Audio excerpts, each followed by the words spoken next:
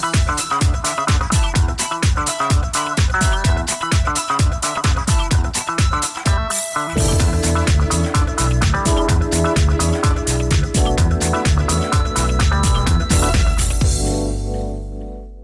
and welcome to VOA's Red Carpet. I'm your host Jackson Vunganyi with the latest in celebrity news, fashion, sports, film, television from around the world. Let's begin.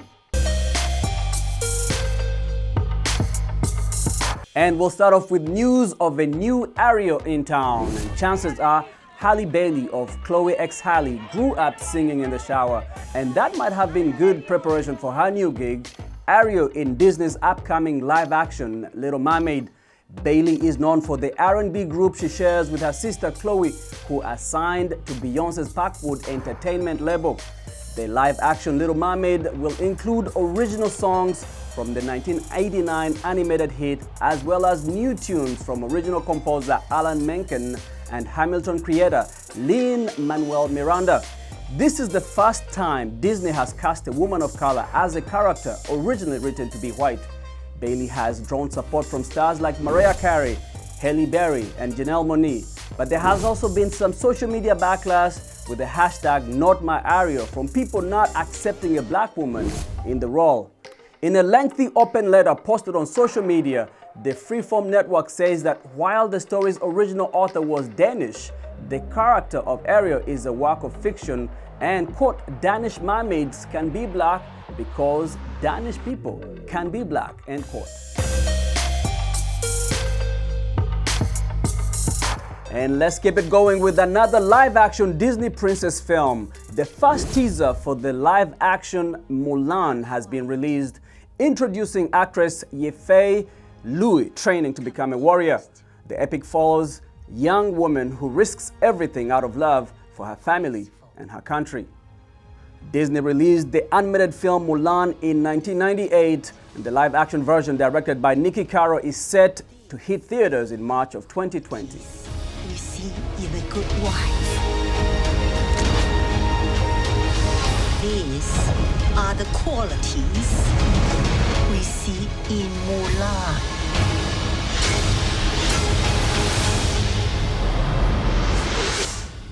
It is my duty to fight.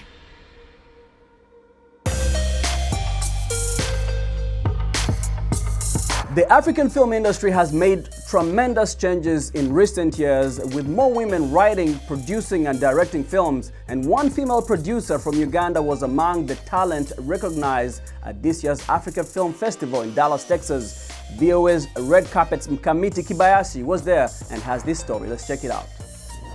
Claire Nampala from Kampala is an actress, producer, and writer of the film The Forbidden.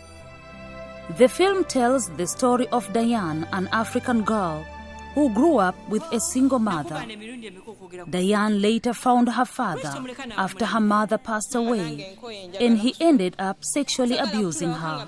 Claire took home the Best Screenplay Award at the festival, where she talked about why producing this film was important to her. This is a true story. It is based on a true story, and having came across with some of the victims, it inspired me, and I really got so touched. I really wanted to talk about the story so that most of the people get to know why they shouldn't hide the truth from their children.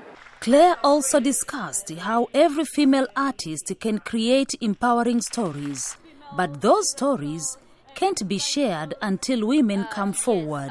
What I believe in, everyone has a story to tell. They shouldn't leave them behind. They should speak them out. There's so many women out there who have been harassed sexually, and I believe if they come up and share it somewhere, somehow, they can be helped. The main character from The Forbidden, Leila Nakabira, won the Best Actress award for her role in the film. The elated actress revealed what humbling experience it was for her. Leila added it was not easy to act and deliver in a way that would touch people's life. You lied to me that you had never seen any man, that you were a virgin. I first read the story, and I understood the story, and the story actually has a relationship with what people go through in Africa, most especially in Africa, because it's about HIV and a girl child sexual harassment. It is very rampant in Africa, so I felt like I should really be part of such a script, be part of the movie. So I felt it feels really great. Additional awards at the African Film Festival went to the short film Path Breakers for Best Documentary, and 94 Terra took home Best Costume. Mkamiti Kibayasi, VOA, Washington, D.C. Being a Tutsi had then become something not to say out loud.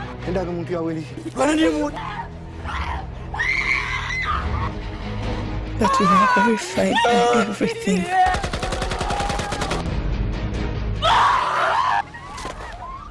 I mean no harm, okay?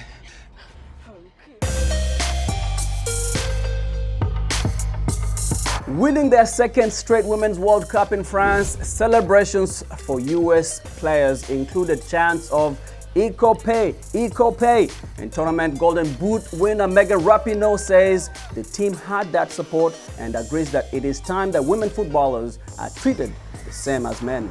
I think it's just everybody's ready for it. Everybody wants it. Everybody's ready for the conversation. We moved to the next piece, and to have something like that, and obviously in the biggest match that went so far beyond anything sport, was pretty incredible. Rapinoe says that she's hoping that women who win the World Cup will receive payment on par with men in the future. US players are suing the National Federation for better pay and greater investments in the women's game. Obviously, it's huge. I think we've been a little shy to say that, putting so much pressure on ourselves, because I think we have a case no matter what. Obviously, we brought the lawsuit, but this just, sort of blows it out of the water. It's like, is it even about that anymore? Or is it just kind of about doing the right thing? I think the Federation is in a unique position to, kind of ride this wave of good fortune and get on board and hopefully set things right for the future. This was the fourth World Cup for US women who were welcomed home with a parade in New York City.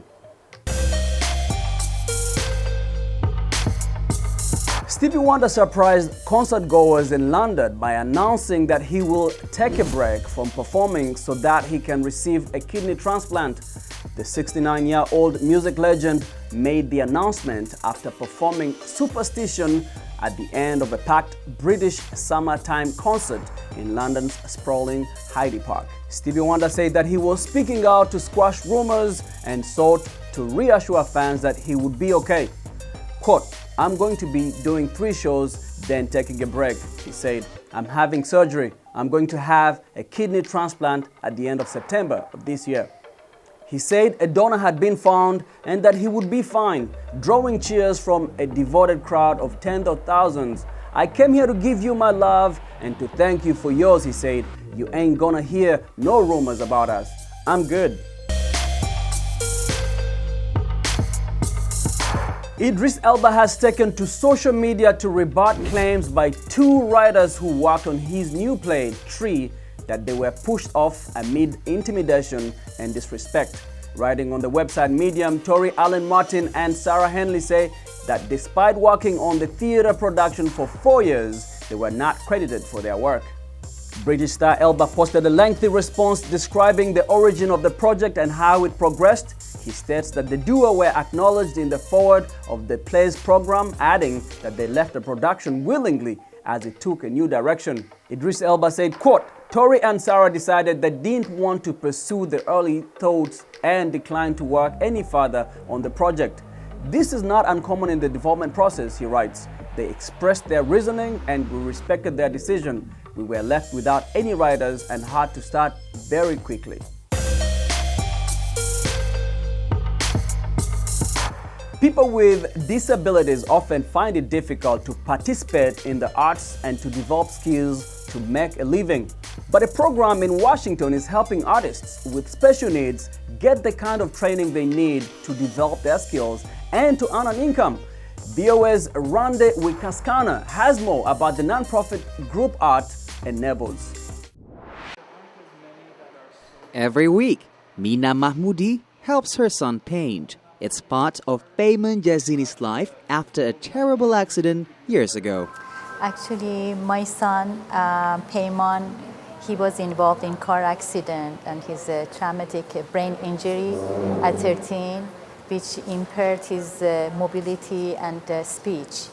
So we were looking for a program because his interest was in art and because he cannot use, or he only can use one hand with the left. Mina introduced painting to Payman through Art Enables. Established in 2001, Art Enables provides adults with special needs the skills to become professional artists. So Art Enables provides a comprehensive, supportive vocational environment for individuals to be able to develop as artists and pursue careers in the arts.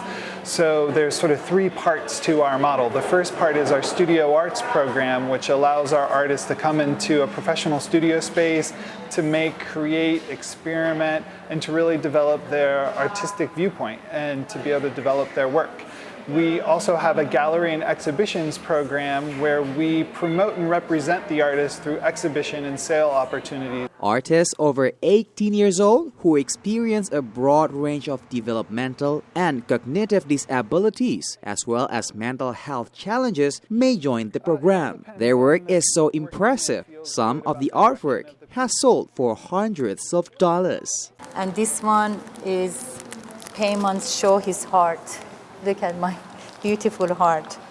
And it shows, his beautiful world inside, Tony says each artist uses their creative time here as a way of communicating their thoughts, feelings, and aspirations. This piece is by one of our long-term artists, Vanessa Monroe, and Vanessa often will say she travels the world through her artwork. So a lot of her artwork reflects a lot of international imagery and traditions and styles, and it's really profound and beautiful.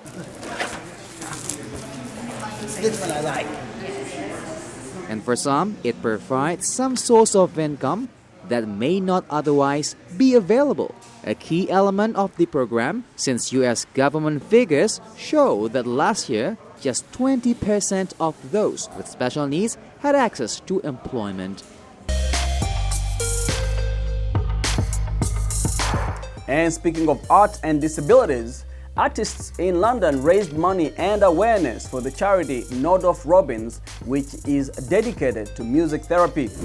Ed Sheeran, Sam Smith, Dua Lipa, The Black Eyed Peas, Years and Years, and Mabel were among the music stars honored at the annual O2 Silver Clef Awards. A number of the honorees were able to experience the work of the charity firsthand and sit in on music therapy sessions prior to the awards program. According to Nodif Robbins, music therapy can, quote, help a child with autism to communicate, unlock forgotten memories for those living with dementia, or provide moments of peace for someone living with depression or anxiety. I cannot thank you enough. And Ed Sheeran is busy winning awards, but also dropping a new music video with some well-known collaborators. He released a video for Blow, which features Bruno Mars and Chris Stapleton, my personal favorite, Chris Stapleton. Directed by Bruno Mars, the video, which has hard rock vibe, does not include the three singers, but rather three female performers jamming out to the song on stage at a venue in Los Angeles called the Viper Room. But before we say goodbye, let's take a look and listen to that song.